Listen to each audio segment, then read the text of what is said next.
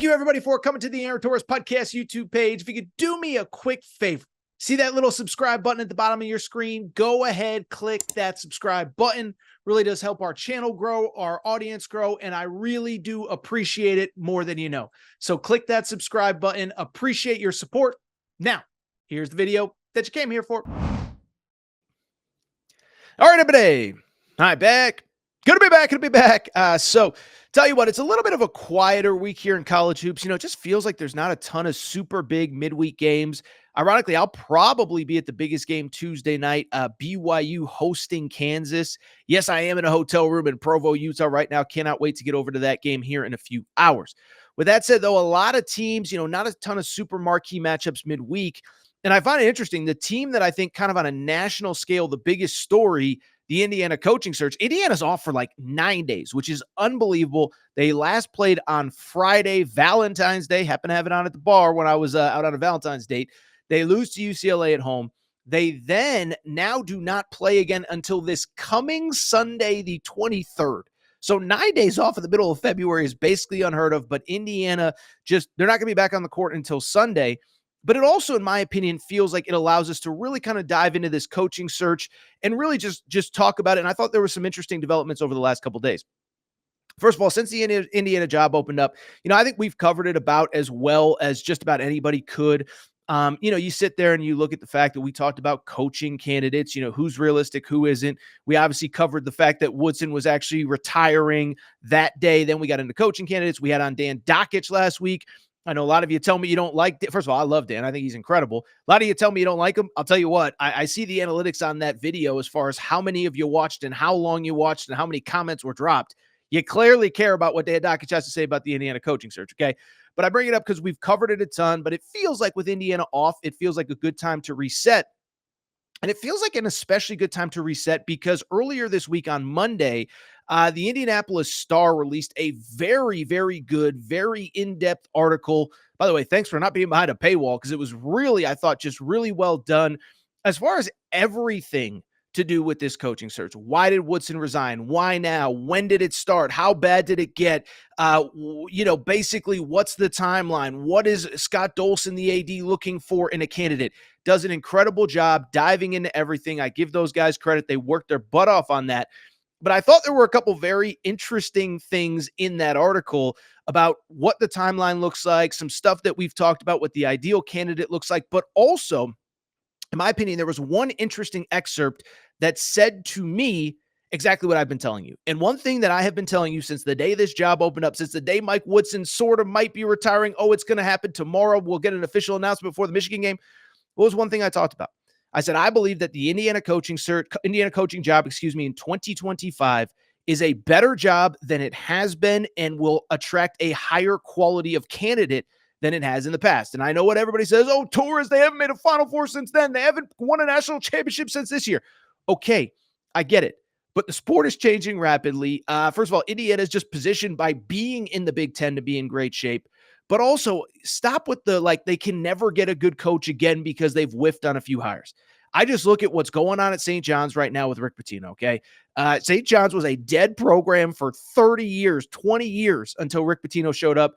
Now they are going not only to the NCAA tournament, they're probably going to be the Big East regular season champs. They're probably going to get a 3 or a 4 seed in the tournament, and they have as good a shot as just about anybody to make a Final Four. So don't sell me that any program is dead in this era. If you get the right coach, I believe the Indiana coaching job is better. And I want to dive into this article from the Indianapolis Star because, like I said, I thought they had a lot of really good details. First of all, just great details in general on the timeline, when Woodson kind of knew it was his time, when he kind of let the administration know. I also thought it was interesting, and this was the only part of the article I was a little bit disappointed in, and I'm not blaming them. But they kind of did this big section about Curt Cignetti, the football coach, and basically, what went into that hire. And basically they said, they had a laundry list of expectations for the football coach. Curt Cignetti met all of them. That's why they hired him. They didn't say what the laundry list of expectations is. So I don't know that there's a ton of parallels that you can make from the Cignetti hire to this upcoming basketball hire. But credit Scott Dolson because he knocked that one out of the park. I think he's going to knock this one out as well. Now, the big question is, you're probably sitting there saying, okay, Torres, you said you think this is a better job. You said the article proves that this is a better job than people realize. What makes you say that? Well, there was a very interesting excerpt in this in kind of the state of NIL, where things are going, and what Indiana basketball will do in the next iteration of NIL that I think is worth discussing. First off, it's going to get a little technical, a little boring, but bear with me, right? Because NIL as we know it right now, it's just a bunch of boosters throwing a bunch of money in a pot and saying, go, okay? It's the collective model. It's what we've had for 2 or 3 years, whatever. But what we have to also remember is that with this house settlement coming, and again, I know this is boring legalese, schools will be able to pay athletes directly, okay? Why does that matter? It matters because every school is allowed up to $20.5 million. One, it's worth noting that basically not every school is going to meet that number. Indiana certainly will, as well as I would guess basically everybody in the Big Ten. But what's also worth noting is that the schools get to determine how much money is going to be spent on every individual sport. I will tell you, just by talking to people across college sports, it feels like at the Power Four level now, not including basically the ACC, SEC, Big Ten, Big 12. Basically, the thought process is this: is that the football program of that 20.5 million. I know I'm getting technical, but bear with me. Of the 20.5 million, football is going to get somewhere in the neighborhood of 80 to 85%.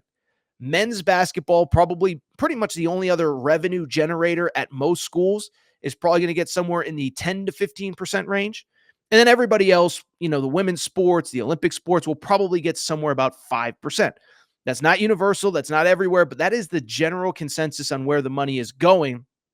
Had a friend kind of analogize it as the football team's kind of in first class, right? They got their feet up, they got champagne, they're drinking wine, they're doing this, they're doing that. Men's basketball is probably in business class. It's pretty good, a little bit more space, not quite first class, but pretty close. And then everybody else is on the plane, but they're at the back of the plane, elbows cramped, whatever. So I know I'm boring you with NIL stuff, but I think it's worth noting what the structure is going to look like and what we learned from the Indianapolis Star article. And that is that Indiana plans on paying pretty much as much in NIL in men's basketball as anyone in anywhere in college basketball. Okay. So we don't have a number, but again, you're allowed up to 20.5 million, with most schools probably giving about 80 to 85% to football. Well, I bring it up because according to this article, I'm going to read it verbatim. It does not sound like Indiana is playing by everybody else's rules. Okay. Here is what the Indianapolis Star said. Quote, IU's administration firmly believes its next basketball coach will have the tools, men's basketball coach will have the tools necessary to hit the ground running thanks to work already done behind the scenes in the last 12 to 18 months.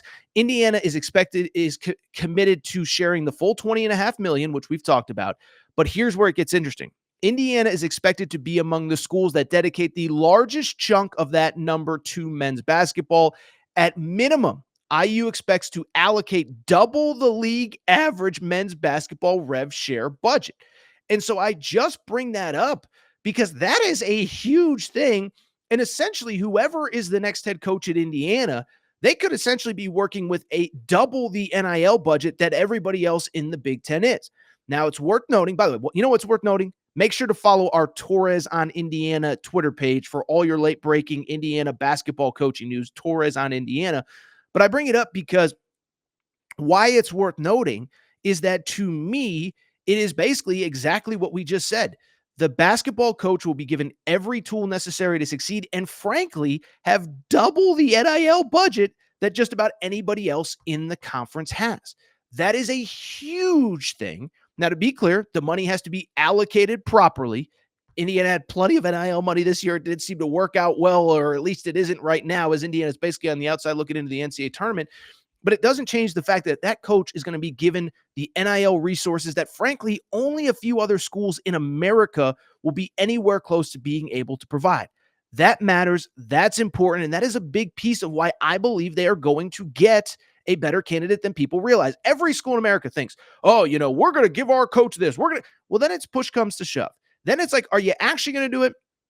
Or are we men's basketball and we're taking a backseat to football? We're men's basketball and, you care, but not until football ends and until spring football begins. Indiana, even with the success of football, appears to be willing to do whatever it takes legally within whatever rules we have left to help out its basketball coach. And that's why I think this job is going to be better than expected. One other note from the article, by the way, that I found very interesting is, and I had kind of forgotten this, and I didn't really forget it, but what also is worth noting that I found interesting, this isn't the part that I forgot, but that basically the article insinuates that the AD is going to be willing to wait if he believes the right candidate is interested in the job, but might still have a season going on, right? So obviously, look, everybody's going to play a conference tournament. After conference tournament ends, in a perfect world, that's probably where a lot of coaching moves are going to be made. You just miss the tournament, you get fired, you just, whatever. But what ends up happening is the schools that advance to the NCAA tournament, obviously their season goes on a little bit longer.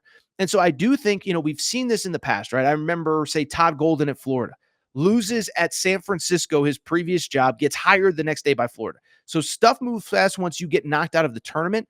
But I solely bring it up to very simply say that I think, in my opinion, that speaks well to Indiana.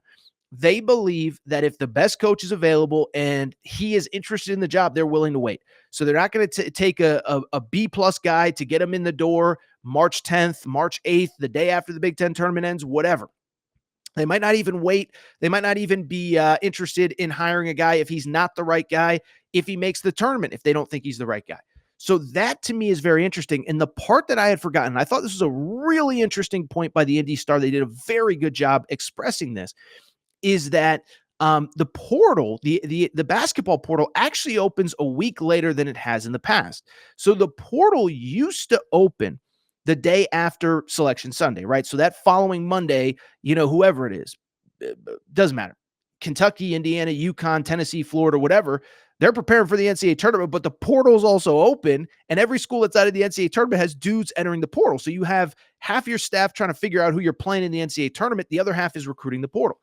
So I only bring that up to say, now that it's pushed back a week, you're not really harmed if you wait a little bit longer to make the coaching hire, right? Even a year ago, 2 years ago, 3 years ago, the portal opens the day the season ends. You can't wait until middle to the end of March to make your coaching hire, because you're going to miss out on 2 to 3 weeks of portal activity.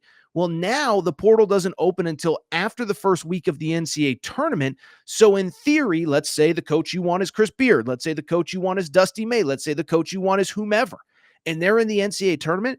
If they get knocked out, say in the round of 32, you are not going to miss a week of portal activity by waiting for that guy if he's in the NCAA tournament. So again, these are things that lead me to believe that they will get Indiana a better coach than they have in the past. I think this is going to be fascinating to follow over the next couple of weeks. We'll see what happens. I've given my candidates. I know I know Brad Stevens is supposedly off the board.